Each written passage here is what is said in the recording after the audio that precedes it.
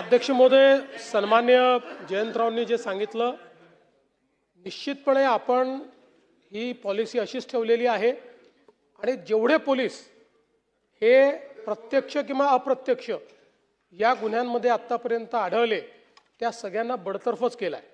आपण त्यांना कोणालाही सस्पेंड केलं नाही, त्याला बडतर्फच केलाय।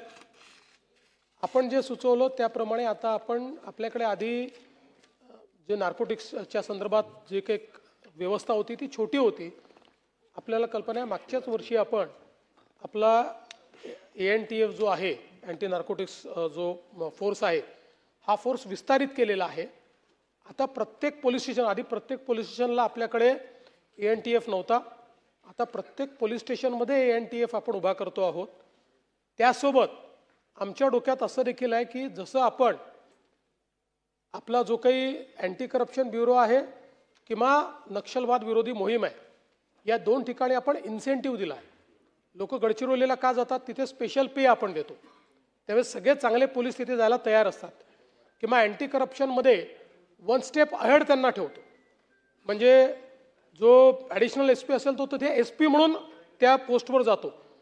तर तशा पद्धतीनं आम्ही आता निर्णय करतो, चांगले अधिकारी हे ANTF मध्ये गेले पाहिजेत, याकरता त्यांना स्पेशल पे किंवा वन स्टेप अहेड अशा पद्धतीनं जो त्या ठिकाणी काम करेल त्याला आम्ही ते डेझिग्नेशन देणार आहोत।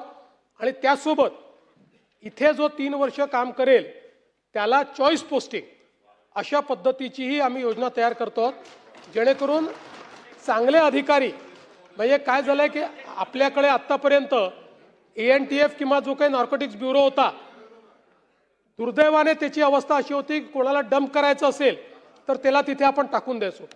आता ही लढाई ही बिनीच्या शिलेदारांनी लढावी लागेल। बेस्ट ऑफिसर्स आपल्याला त्यात उतरवावे लागतील आणि म्हणून बेस्ट ऑफिसरला इन्सेंटिव्ह देण्याकरता आपण त्याही संदर्भातली जी काही व्यवस्था आहे ती करतोय। आपण जे सांगितलं त्याची मी नोंद नक्की घेतो, मी रोज ब्रीफिंग घेतोच, पण 20 मिनिटं स्पेशली मी नार्कोटिक्सच्या संदर्भातलं ब्रीफिंग रोज घेईन।